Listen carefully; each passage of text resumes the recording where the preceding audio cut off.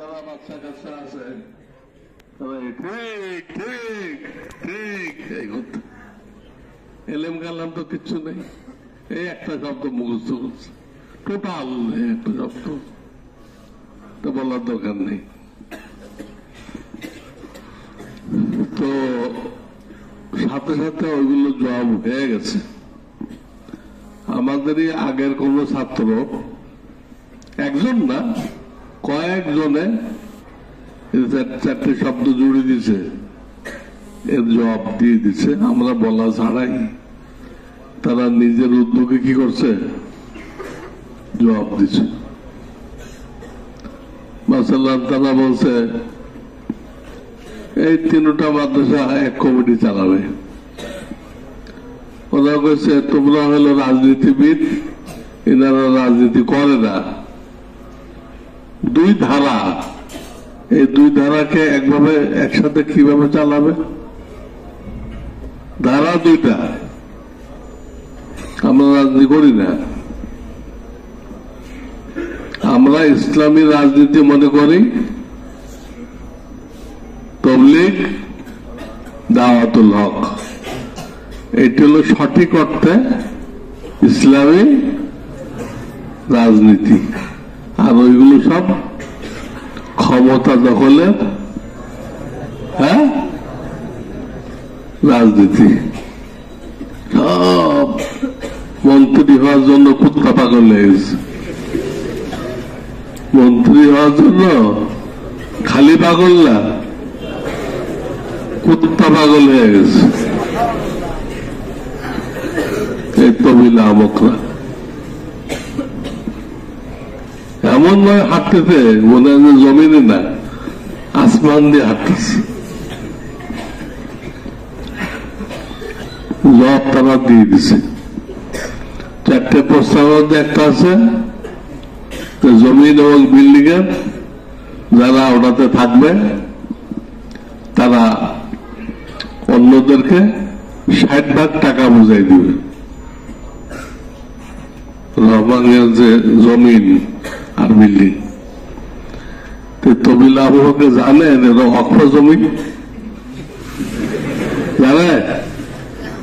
হ্যাঁ, অক্ষ জমিন বেচা কেনা হয়, তো এই শর্ত দিল কেমনে যে আপনারাই থাকেন, আমাদের কি, আমাদেরকে 60% টাকা দেন। এই তবিলা আমাকে কইছিল আমার ভাই মাহফুজুল হক যেখানে বসবে ওখানে মাদ্রাসা হয়ে যাবে। তো কয়েক বছর তো বসে রয়েছে, হয় না তো,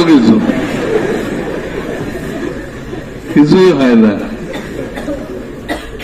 যদি হয়তো তাহলে আর দখল করতে গেল কেন? ভাই যেখানে বসবে ও বসে তো হবেই না, ও বসলে তো আরো ওটা ধ্বংস হয়ে যাবে। তোমার ভাই যেখানে বসবে সেটা হয়ে যাবে। আবার তুমি বয়ান করলাম, আমি জেলখানায় যখন শুনলাম রহমানিয়া মাদ্রাসা আমাদের হাতের থেকে চলে গেছে, তখন 2 রাকাত নামাজ পড়ে আল্লাহ শুকরিয়া আদায় করলাম। হাতেতে চলে যাওয়া যদি রহমত হয়, শুকরিয়া নামাজ পড়ো তুমি, তাহলে আবার দখল করাটা কি? তোমার কোন রাইট আছে? রাইট আছে?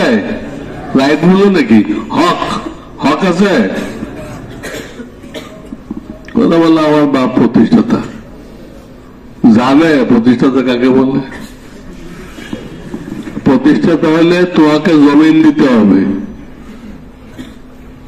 তুমি দাও।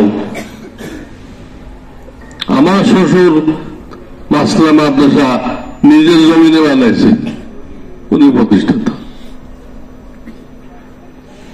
তো মামুনের বাপে কি কোন জমি দিছে? বিল্ডিং বানাইছে? কোন টাকা দিয়ে সাহায্য করছে? মাসে মাসে বেতন খাইছে। তা আমি তো এনে পড়াই, মাসে মাসে বেতন নেই, তাহলে আমি এটা প্রতিষ্ঠাতা? আমি মালিক। আমার ছেলেরা ভিন্ন মাদ্রাসা করার দরকার কি? আমার ছেলে ভিন্ন মাদ্রাসা করছে, জামিয়া ইবনে মাসউদ রাদিয়াল্লাহু তাআলা আনহু, দরকার কি? ওকে বলুক আমার আব্বা প্রতিষ্ঠাতা, আমি এটা মালিক।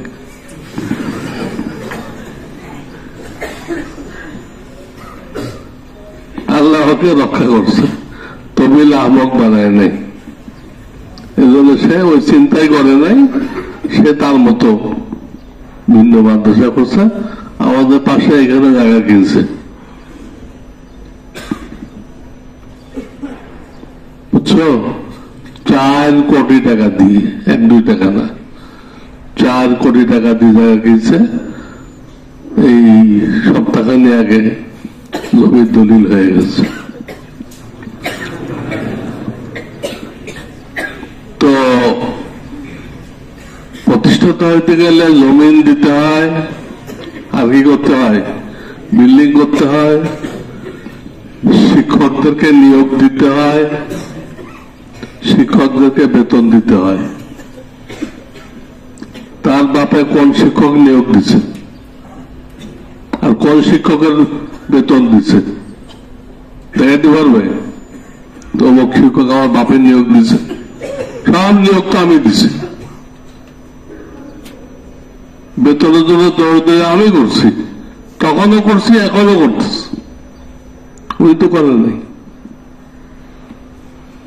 খালি ওই যে মুরব্বী ছিলেন, তিনি বয়স্ক লোক, আমাদের উস্তাদ মুরব্বী ছিল, আমরা ওনাকে মুরব্বী মানতাম। তো মুরব্বী হইলে কি প্রতিষ্ঠাতা হয় না?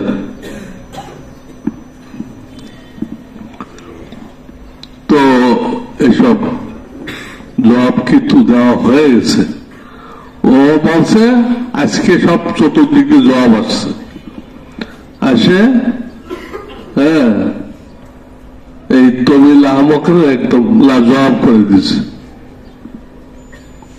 আরো অনেকে জবাব লিখতেছে, এখনো শেষ হয়নি।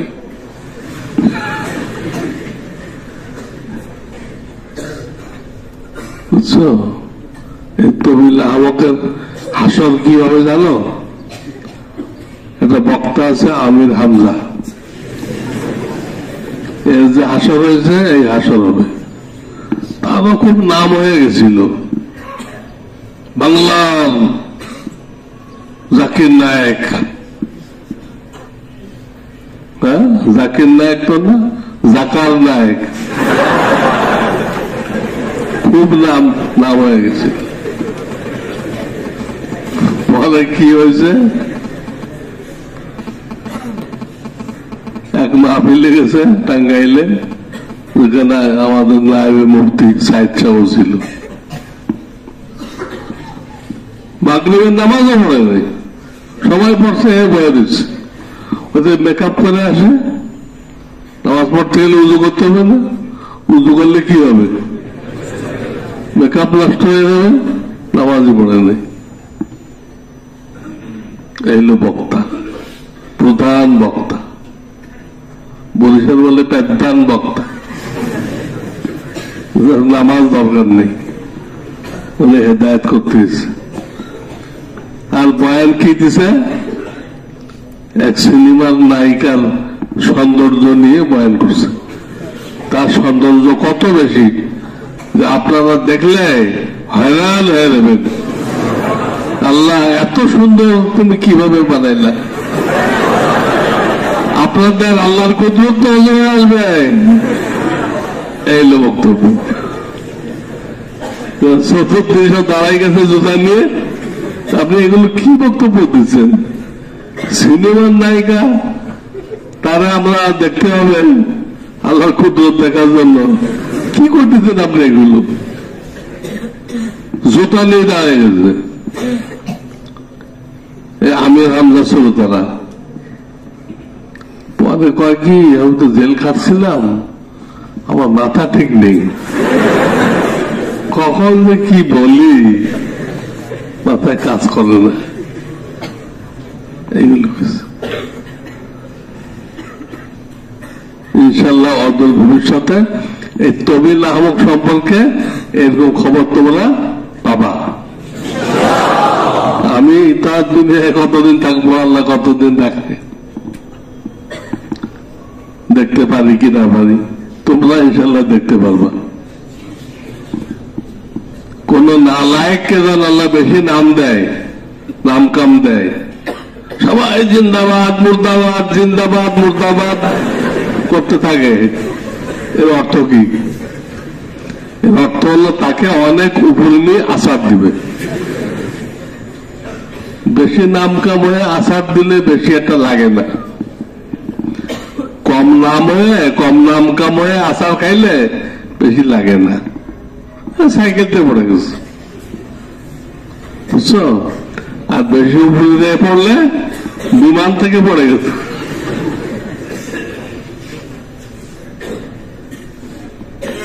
এই জন্য খুব সাবধান থাকবা।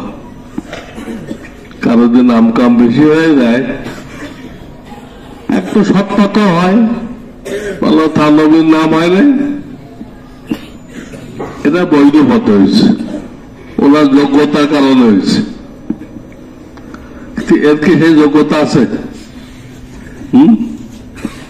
বুখারী তো 25 পারা আমার কাছে পড়ছে, 5 পারা তার বাপের কাছে পড়ছে, আর 25 পারা আমার কাছে পড়ছে। কিন্তু আমার সনদ বয়ান করে এই তবিল নামক। আমি তো তোর এলমি বাপকে তো সে স্বীকার করে নাই। বাপকে স্বীকার না করলে সে তো হারামজাদা হয়ে যায়।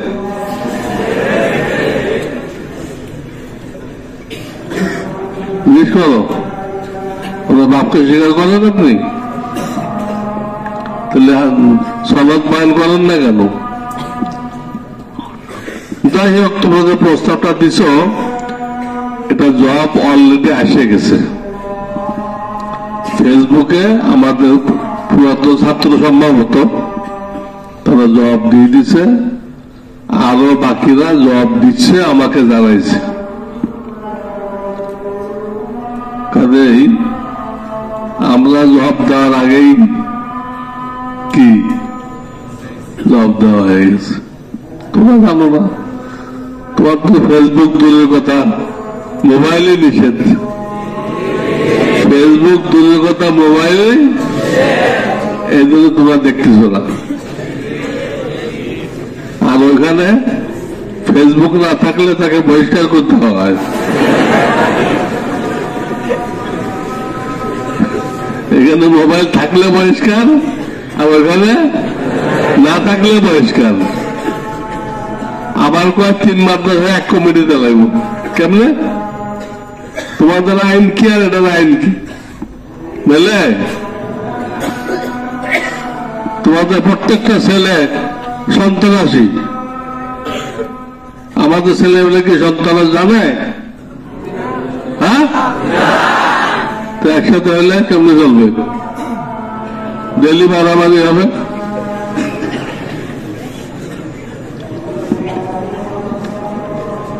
এটা আল্লাহ ব্যবস্থা করে। লিকুল্লি ফেরাউনিন মুসা, যখন ফেরাউন দাঁড়ায় আল্লাহ মুসাকেও দাঁড় করাই দেয়। ও তো ফেরাউন, তবিল আহমদ কি ফেরাউন, আল্লাহর জন্য মুসা খাড়া করে দিছে। কোন ভয় পেও না, ঘাবড়ানোর কিছু নেই। সময় মতো নিজের জালে নিজে আটকাই দেবে, নিজের জালে নিজে আটকায় যাবে। অতি চালাকের গলায় দড়ি, জানো তো? অতি চালাকের তো জেলখানায় তো সেই বয়ান দিল, আমি শুক্রানা নামাজ পড়ছি, আর বেরোয় এসে এই আজিজিয়া বয়ান দিল। আমাকে অনেকে জিজ্ঞেস করছে আপনারা যাবেন কিনা। আমি সবাইকে বলে দিচ্ছি আমি ওখানে যাব না। কেন? ওই মাদ্রাসা দখলে রাখতে গেলে ডাইনে বামে অনেক তেল মালিশ করতে হয়। আগে যতদিন ছিল নানা করে ঘুষ দিয়েছে না, লক্ষ লক্ষ টাকা ঘুষ দিয়ে দিয়েছিল। হ্যাঁ, একজন শিক্ষকের নাটকের বাসায় দারোয়ান দিয়ে রাখছে, একজন শিক্ষককে নানকের ভাষায় কি দিয়ে রাখছে? সে শিক্ষকের নাম হলো নাফিস, আমি নাম দিচ্ছি খবিজ।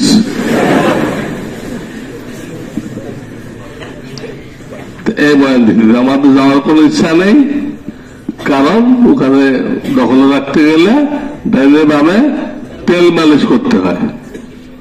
তেল মালিশ করতে রাজি নেই আমরা, আমরা গাছতলে পড়াইব।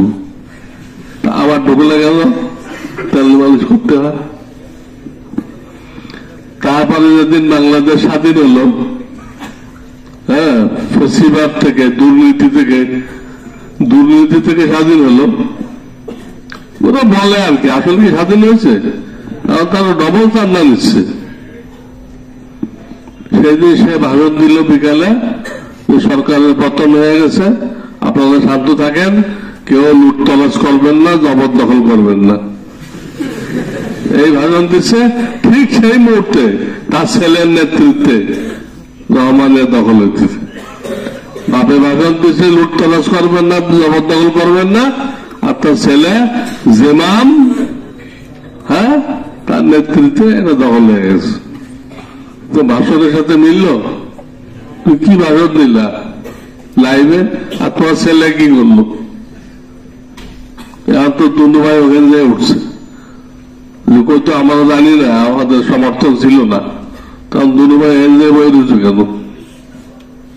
হ্যাঁ, আমার ওয়াকফে একটা দরখাস্ত দিছে, সম্পূর্ণ মিথ্যা। ওয়াকফে একটা দরখাস্ত দিছে, সেটা লিখছে যে যখন সরকার পতন হলো, এই মাদ্রাসার কর্তৃপক্ষ সব আত্মগোপনে চলে গেছে, আমলিক ছিল, সব পালাইছে। এখন ছাত্রদের দেখাশোনার কেউ নেই, এরা সব না খেয়ে আছে। এই মুহূর্তে আর একটা কমিটি যদি না দেন, আমাদের কমিটি, তাহলে এই ছাত্ররা সব মারা যাবে। ওয়াকফওয়ালা তাড়াতাড়ি করে ছাত্রগুলো বাঁচানোর জন্য ওদের কমিটি দিচ্ছে। আমাদের কে আত্মগোপনে গেছে? কেউ গেছে শুনছ? হ্যাঁ, ওরা আমাদেরকে বলে আওয়ামী লীগ, এক এক সময় একটা বলে, তো বললি কি আওয়ামী লীগ হয়ে গেল? আওয়ামী লীগের কোন মিটিং আমরা গেছি? আওয়ামী লীগের পক্ষে কোনো কথা বলছি? সবসময় তো তাদেরকে মুরতাদ বলছি। এই দলটা পুরা মুরতাদ, বেঈমান, নাস্তিক করতে আছে। তো সে ভাষণ দিচ্ছে, এটা একবার দিচ্ছে বিকেলে, আর একবার দিচ্ছে শেষ রাত্রে, কেউ জবরদখল করবেন না। অথচ রাত 11টায় সে ওই মাদ্রাসায় গেছে, যে মস্তান বাহিনীকে দিয়ে যারা অস্ত্র নিয়ে আসছিল, বড় বড় দাও নিয়ে আসছিল, রাত 11টায় তাদের বিল পরিশোধ করছে। তা আমাদের কিছু ছাত্র ওখানে ছিল, আমাদের ছাত্র এরা থাকতে পারে, ওই দখলের দিনও তারা রয়ে গেছিল, আসতে পারে নাই। অনেক প্যান্ট পরা লোক, প্যান্ট পরা, আপনারা কারা? আপনারা কারা? কোথেকে আসছে? তো সে উর্দুতে বলতেছে, সে বুঝছে যে এরা মামুনের লোক, এই বিল্ডিং যখন আছে দখল হওয়ার পরও, তাহলে কি মামুনের লোক? तो से बोलते थे हमको दखल करने के लिए लाया गया, हमको दखल करने के लिए लाया गया। আমাদেরকে টাকা দিয়ে ভাড়া করে আনা হয়েছে এটা দখল করার জন্য। কার সাথে এই কথা হয়েছিল? তারা কি আছে? কে?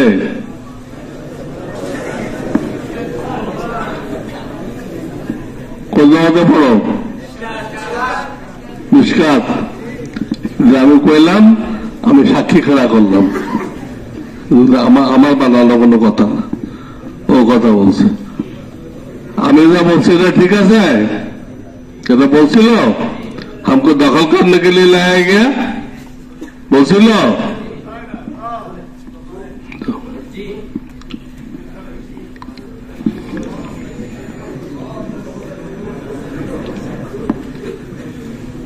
আজিজিয়ার ডায়েরিতে মামুন তার লেখায় লিখেছে রহমানিয়ার 8 কাঠা জমি নাকি তার আব্বা দান করেছেন। নাউজুবিল্লাহ পড়ো।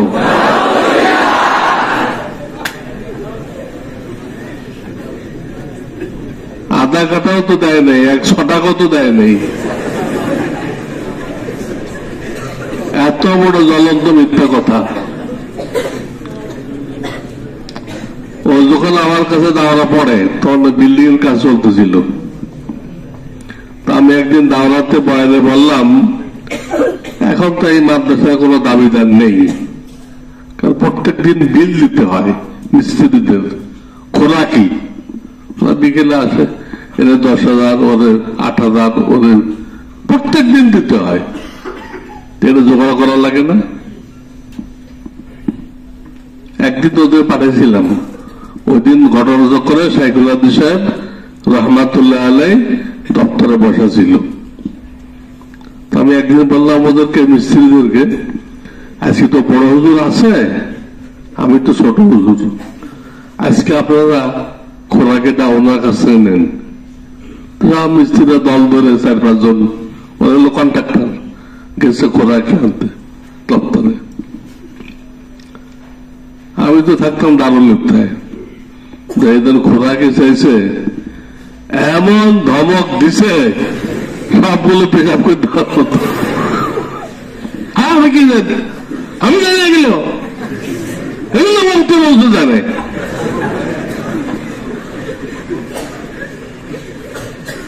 সব বাগাই দিতে এমন বাঘের কাছে পাঠাইছে আমাদের সব পেশাব করে।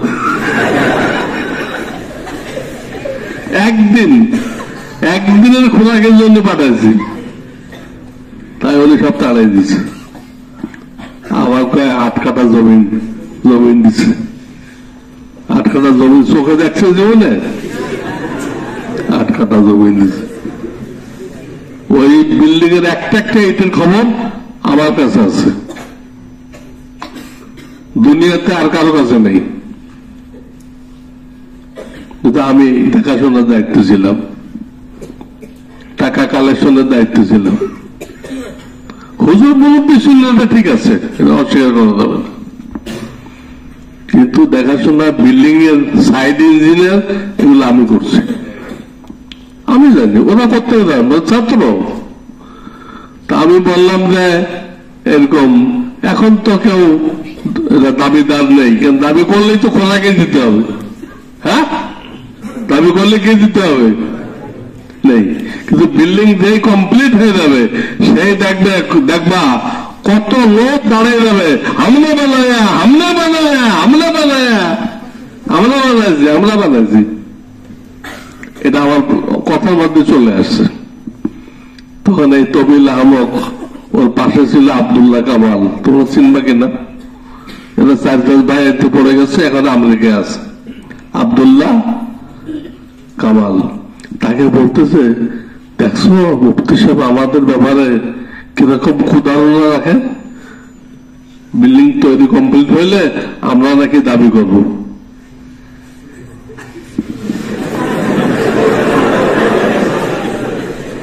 আমি তো কারো নাম বলি নাই, আমি বলি এটা কমপ্লিট হয়ে গেলে দেখবা কত লোক দাবি জানাবে,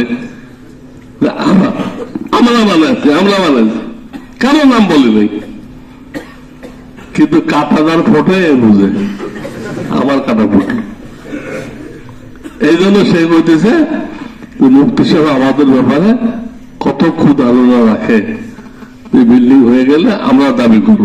তো করলে তো 2 বার দখল করলে অবৈধ ভাবে, ভাড়াটিয়া মস্তান নিয়ে। আমার কথা কি খাটে নেই? অক্ষরে আল্লাহ দেখাই দিচ্ছে। তো জবাব হয়ে গেছে। বাস, এখন পরীক্ষার যে কয়েকদিন আছে একটা রুটিন বানাও, যাতে সব কিতাব দেখা হয়ে যায়। নিজের রুটিন মানে এই 2 দিন অমুক কিতাব, এই 2 দিন অমুক কিতাব, এবার রুটিন মানে মেহনত করো, তাহলে বরকত হবে, পরীক্ষায় সবাই কামিয়াব হইতে পারো।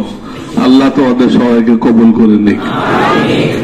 তোমাদের কোনো প্রশ্ন থাকলে সেটা আর একদিন করো, মিটিং করো, ওই প্রশ্নের জবাব দিব। না হাবিবুল ফোন দিলে তারা আমার সাথে যোগাযোগ করো, আমি সময় দিব ইনশাআল্লাহ। আজকে এই পর্যন্ত, নামাজের তৈরি করবো।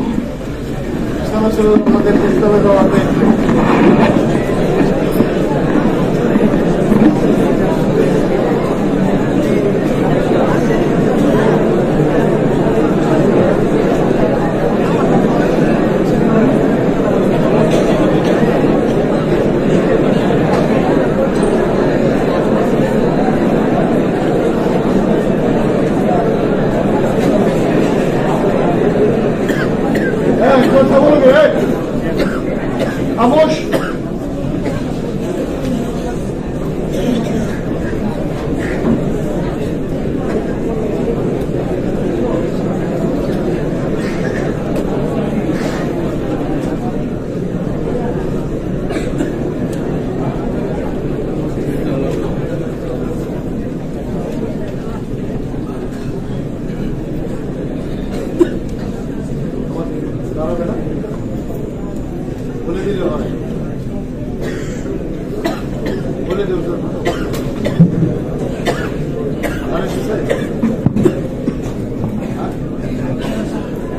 الله أكبر الله أكبر الله